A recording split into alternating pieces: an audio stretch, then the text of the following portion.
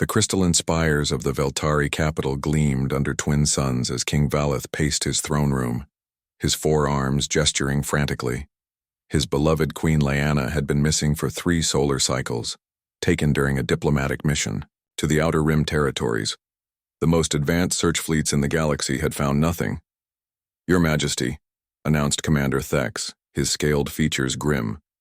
"We've detected the Queen's biosignature on a primitive world in the Sol system, the 3rd planet from their star." Valeth's golden eyes widened. "Earth?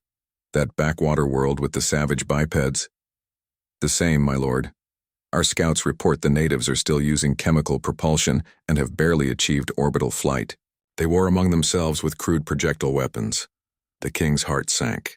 If Lyanna was trapped on such a barbaric world, surrounded by those violent creatures the galaxy called humans, her chances of survival seemed minimal. Still, he had to try. "Prepare the fastest ship," Valeth commanded. "We leave immediately." Meanwhile, on Earth, a human named Jack crouched beside a strange metallic pod that had crashed into the forest near his remote cabin.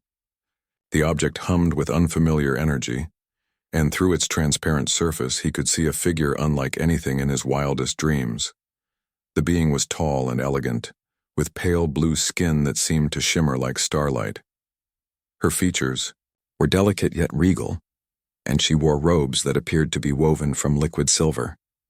But what struck Jack most were her eyes, large violet orbs that held intelligence and dignity, even in unconsciousness.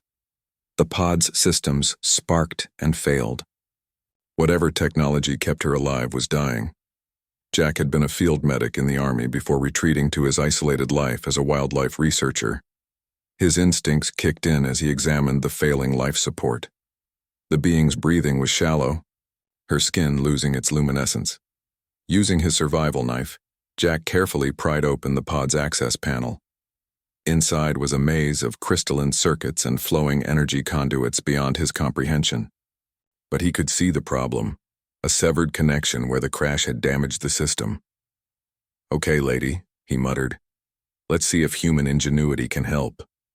Jack ran back to his cabin and returned with his emergency medical kit, copper wire, and a small battery pack. Working carefully, he bypassed the damaged section using his own equipment. It was primitive compared to the alien technology, but electricity was electricity. The makeshift repair worked. The pod's systems flickered back to life, and the being's eyes fluttered open. When she saw Jack's face hovering over her, she didn't recoil in fear but smiled weakly. "Thank you," she whispered in perfect English, her voice melodic. "I am Lyanna of the Veltari. You have saved my life." "Jack," he replied simply. "You're safe now." Over the following days, Jack cared for Lyanna as she recovered from her ordeal. She had been captured by pirates who intended to ransom her, but their ship had malfunctioned during the escape, sending her pod hurtling toward Earth. Lyanna was amazed by Jack's kindness. Despite having no advanced technology, no knowledge of galactic politics, and no understanding of her importance, he had risked his own safety to help a complete stranger. He shared his simple food, gave her his own bed while he slept on the floor, and asked for nothing in return. "Your species is considered primitive by galactic standards," Lyanna said one evening as they sat by Jack's fireplace. "Yet you show more wisdom and compassion than civilizations that have mastered space travel for millennia." Jack shrugged. "Doesn't take advanced technology to know right from wrong." On the 4th day, massive ships appeared in Earth's sky. Jack watched through his binoculars as elegant vessels descended, their hulls gleaming like liquid mercury. Ground. Troops emerged, tall, four-armed beings in advanced armor that seemed to bend light around them. "Valeth," Lyanna breathed, recognizing the lead figure. "My husband." King Valeth approached Jack's cabin with a full battalion, expecting to find his wife held captive by savage primitives.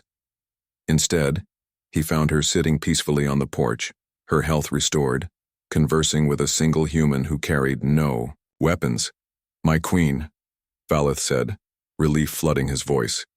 "We have come to rescue you." "There is no need for rescue," Liana replied, standing gracefully. This human Jack has already saved me. Without his help, I would have died. Valeth studied Jack with his advanced sensors, seeing only a simple biped with basic technology and no apparent power. Yet this primitive being had accomplished what the galaxy's most sophisticated rescue teams could not. You are the one who saved my queen? Valeth asked, disbelief evident in his translated words. I just helped someone who needed help, Jack replied. Anyone would have done the same. But Valeth knew better. His people had databases on countless species, and humans were noted for their contradictory nature, capable of great violence, but also unprecedented acts of selfless courage. This one had proven the latter. Name your reward, the king declared. Wealth, technology, a place in our empire, anything you desire. Jack considered for a moment. Could you maybe help us down here? We've got a lot of problems we're trying to solve. Clean energy, disease, poverty. Seems like you folks might have some good ideas. Valeth was stunned. Instead of requesting personal gain, this primitive human asked for help for his entire species. The king looked at his queen, who nodded with a knowing smile. It shall be done, Valeth proclaimed. The Veltari will share our knowledge with Earth, and humanity will be welcomed into the galactic community. As the royal ships prepared to depart, Liana approached Jack one final time. You have changed the course of 2 civilizations today, she said. Your simple act of kindness will be remembered across the stars.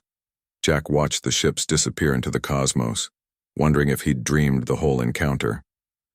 But the advanced medical scanner Liana had left behind, a gift for the primitive human who had saved a queen, proved it had all been real. Sometimes, the most advanced technology in the universe was simply a good heart.